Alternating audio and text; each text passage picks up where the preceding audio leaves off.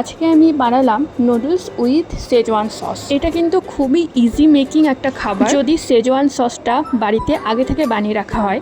আমি তো আগে থেকে বানিয়ে স্টোর করে রেখেছিলাম। এটা তোমরা ব্রেকফাস্টে খেতে পারো, টিফিনে খেতে পারো, বা বাচ্চা এবং হাজব্যান্ডের লাঞ্চ বক্সে কিন্তু প্যাক করে দিতে পারো। তো নমস্কার বন্ধুরা, কেমন আছো তোমরা? আশা করি সবাই খুব ভালো আছো। আমিও ভীষণ ভালো আছি। বেশ অনেকদিন ধরেই এই খাবারটা আমার খেতে ইচ্ছা করছিল, আর সেজওয়ান সসটাও বানিয়ে রাখা ছিল, তাই দেরি না করে আজকে ব্রেকফাস্টে বানিয়ে ফেললাম সকাল সকাল। তো চলো দেখা যাক কেমন করে আমি বানালাম। প্রথমে আমি নুডলসটাকে সেদ্ধ করে নেব। আমি কিন্তু নুডলসটাকে কখনোই জলে ডুবিয়ে ফোটাই না। তাহলে কিভাবে করি তোমরা এক্ষুনি সেটা দেখতে পাবে। 1.5 প্যাকেট নুডলস সেদ্ধ করার জন্য আমি 3 গ্লাস জল দিয়ে দিলাম কড়াইতে, আর 1 চা চামচ মতো লবণ অ্যাড করে দিয়েছি। জল ফুটতে শুরু করলে আমি কিন্তু গ্যাসের ফ্লেমটাকে একদম কমিয়ে দিলাম। এবার নুডলসটাকে দিয়ে দিলাম। আমি কিন্তু ফ্লেম আর বাড়াবো না, এইভাবেই মোটামুটি 5 মিনিট মতো ড্যাব করে রাখবো জলের মধ্যে নুডলসটাকে। দেখতে হবে নুডলসটা না একদম ডুবে থাকে জলের ওপরে যেন না থাকে। জলে লবণ দেওয়ার কারণ হচ্ছে প্রথমত নুডলসটা তাড়াতাড়ি গলে যায়, আর নুডলসের মধ্যেও লবণটা ভালোভাবে ঢুকে যায়। এতে করে খেতে একটু বেশি টেস্ট লাগে। এই অবস্থায় গ্যাসের ফ্লেম বাড়িয়ে দিলে কিন্তু একদম গ্যাদে হয়ে গলে যাবে নুডলসটা।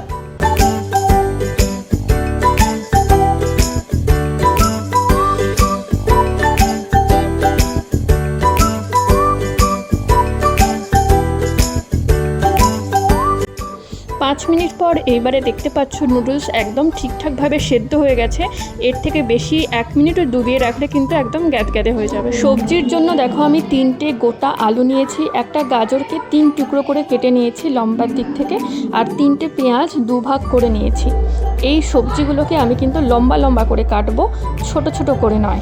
আজকে আমার ঘরে যা সবজি ছিল আমি সেগুলো দিয়েই বানিয়েছি। তোমরা চাইলে এর মধ্যে অবশ্যই আরও অনেক সবজি অ্যাড করতে পারো। এর সঙ্গে কিন্তু ক্যাপসিকাম এবং বেল পেপার ভীষণ ভালো যায়, কিন্তু যেহেতু আমার ঘরে এখন ছিল না সেই জন্য আমি সাবস্টিটিউট হিসাবে আলু ইউজ করেছি। আলুটা অনেকেই স্কিপ করতে পারো।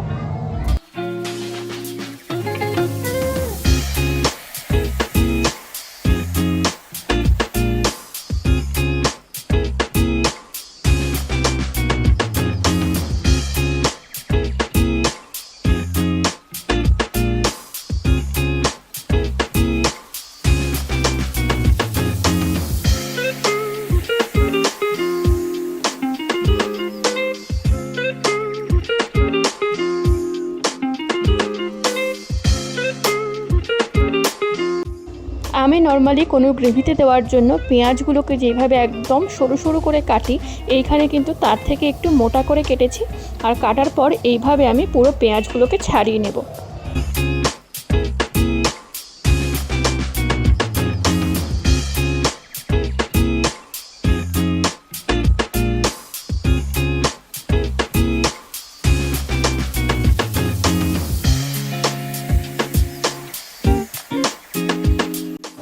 এইবারে মেইন রান্নার পালা।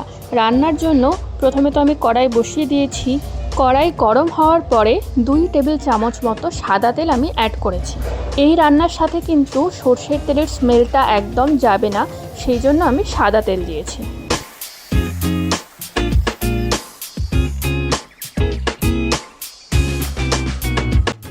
এই রান্নার সাথে কিন্তু গোটা জিরের স্মেলটা খুব ভালো যায়, সেই জন্য আমি 1/2 চা চামচ গোটা জিরে তেলের মধ্যে অ্যাড করলাম।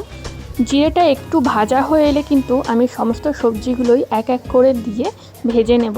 প্রথমে আমি আলুগুলোকে কড়াইতে দিয়ে দিলাম। এবার আলুটা একটুখানি ভাজা ভাজা হয়ে আসলে আমি গাজরটা অ্যাড করব। তারপর গাজরটা একটু ভাজা ভাজা হয়ে আসলে আমি পেঁয়াজটা অ্যাড করব। এইটুকু সময়ের মধ্যে কিন্তু আমি কোনো রকম লবণ অ্যাড করব না, লবণ একদম লাস্টে গিয়ে অ্যাড করব, তোমরা দেখতে পাবে।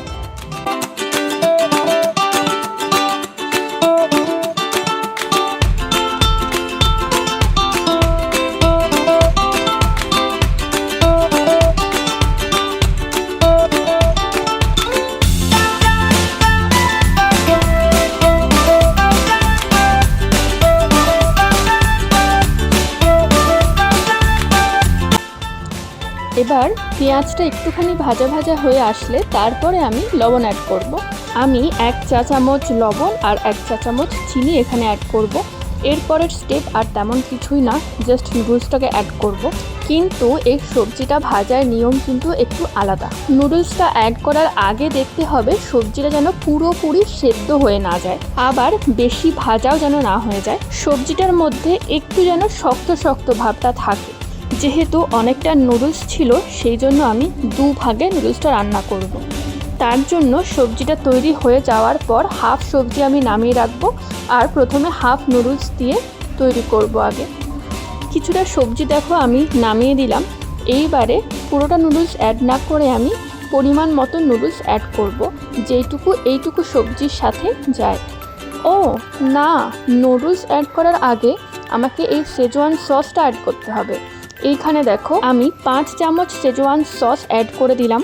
এই শেজওয়ান সস বানানোর রেসিপিটা কিন্তু আমি আপলোড করে দিয়েছি অলরেডি, তোমরা গিয়ে দেখে এসো, ডেসক্রিপশন বক্সে লিঙ্ক দেওয়া আছে। এইবারে আমি নুডলসটা অ্যাড করে দেব। নুডলসটা অ্যাড করার সময় কিন্তু অবশ্যই হাত দিয়ে ছাড়িয়ে ছাড়িয়ে দেব, যাতে দলা পাকিয়ে না থাকে।